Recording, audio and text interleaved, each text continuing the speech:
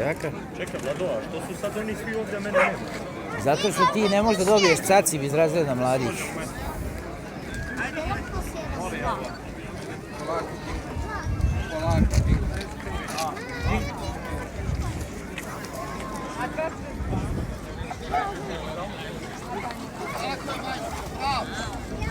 Polako, King.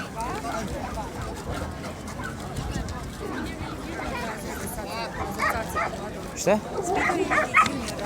Ne. Iz juniora ne može za caciv, jedino ako sad ne odsudi Rasul, a ako odsudi Rasul ja ću da uđem i da kažem. Ovo ne smiješ da radi. Šta ne smije da radi? Da obilazim psa u ligu. Ko je obišao? Pa ne znam, ovaj crni pas. Dobro, čuti. Ne, ovo je caciv mužjak zato što nije osudio još uvijek ženit. Znači polako, ljudi. Dok sam ja tu, nećete biti oštećeni. Ja pustim druge da ratuju moje ime.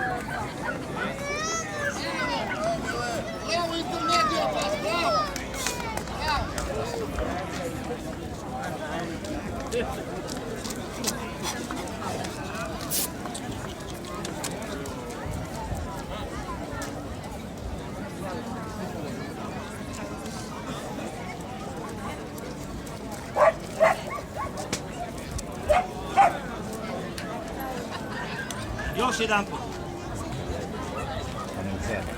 Save.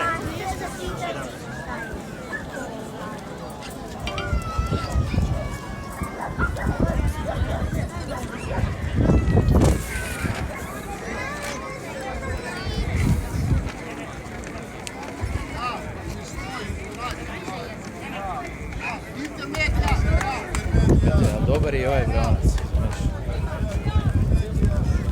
Ima spuštene sapi i to, ali dobro je uglovan, da. Gdje je ovaj otvoren ko vrata, majke? Smešno.